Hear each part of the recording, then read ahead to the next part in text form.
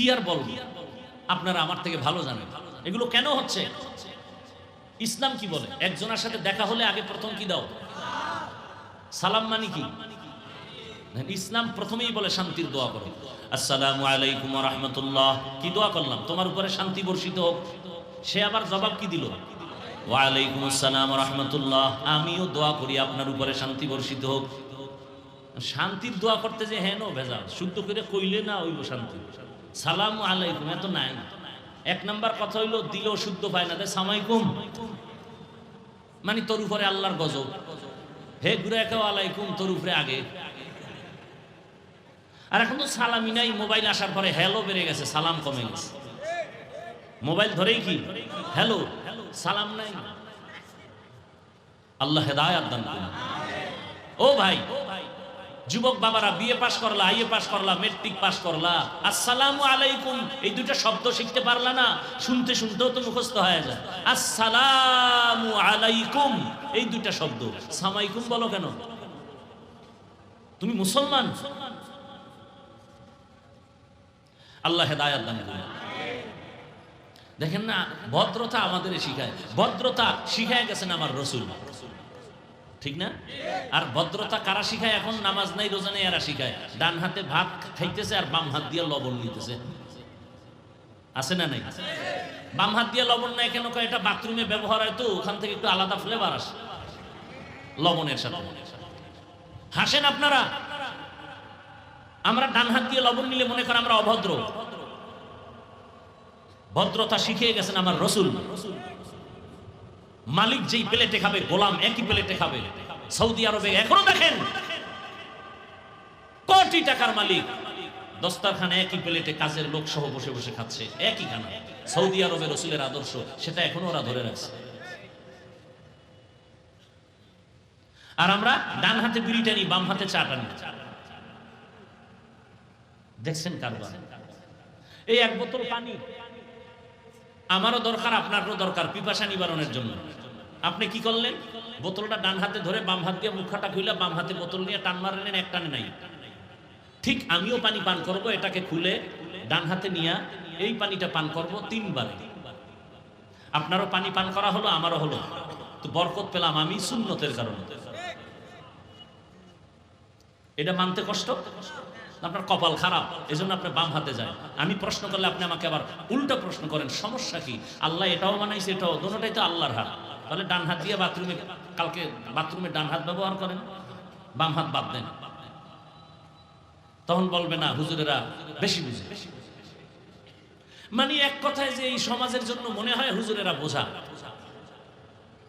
অথচ এই জাতির জন্য উলামায়ে কেরাম হলো শান্তির একমাত্র ঠিকানা।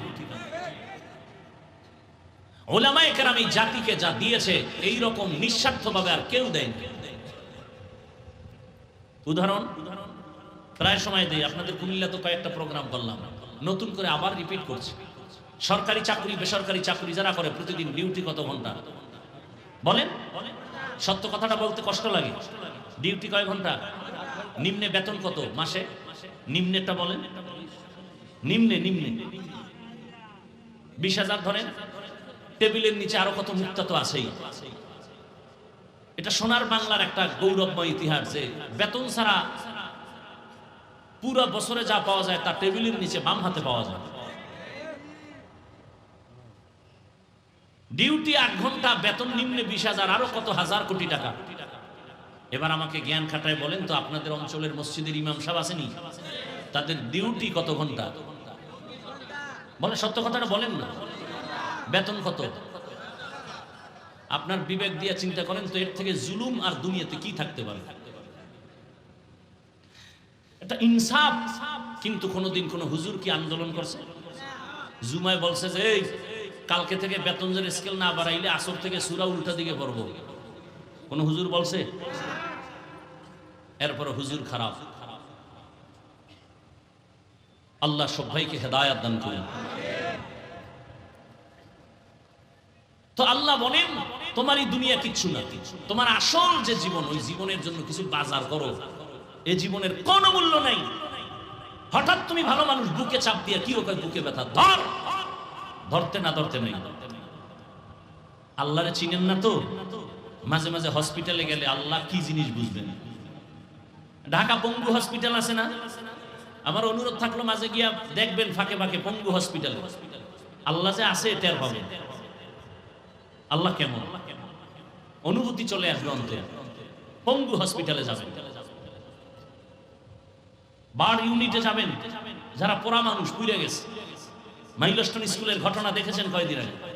আমার আপন মানুষ মসজিদের মুসল্লি, তিনি চট্টগ্রামে আসছে, স্ত্রী বাচ্চা মেয়েকে আনতে গেছে স্কুলে। মা ঢুকছে স্কুলের ভেতরে, বাচ্চা অন্য দরজা দিয়ে বাহিরে দাঁড়ায় গেছে। মা মরে গেছে, বাচ্চা এখনো বেঁচে আছে। বাচ্চা কাঁদে আর আমি আম্মু বলে কাকে ডাকে? কিসের দুনিয়া? কই নমরুদ, কই ফেরাউন, কই সাদ্দাত, কই হামান, কই চোখের সামনে গাদ্দাফি, কই সাদ্দাম, কই চোখের সামনে? কিসের বাহাদুরি? ঘুমের মধ্যে একটা মশা যদি কানের ভিতরে ঢুকে, নাকের ভিতরে ঢুকে, নমরুদের মতো যদি একটা মশা, মশারির মধ্যে মশা ঢুকে না, ঢুকে না? এসি মশারি ফেল, বাতি নিবে ঘুমাইছে, এসি মশারি টেনশন নাই, হঠাৎ করে শুনে মশার গান। মশারির ছিদ্র কত ছোট, নাকের ছিদ্র কত বড়। একটা মশা যদি নাক দিয়ে ঢুইকা চান্দির গোড়ায় গিয়ে যদি বলতো আই এম সরি, ভাবছিলাম তুমি নমরুদ, আর উপায় আসেনি। ওই সিলেটে একটা ছোট বাচ্চা, মনে হয় 8 বছরের হবে, গত বছর শুনছি, মাছ ধরতে গেছে, তো কই মাছ একটা ধইরা দাঁত দিয়ে দিছে কামড়। এবার হাত দুইটা দিয়ে অন্য মাছ ধরে, ও হঠাৎ করে একটু হালকা হয়ে গেছে, কই মাছটা ভিতরে গিয়ে গলার মাঝখানে আটকে গেছে, গলা কাইটা এরপরে কই মাছ বের করতে হয়েছে। গত বছরের ঘটনা সিলেটে, খবর নাই।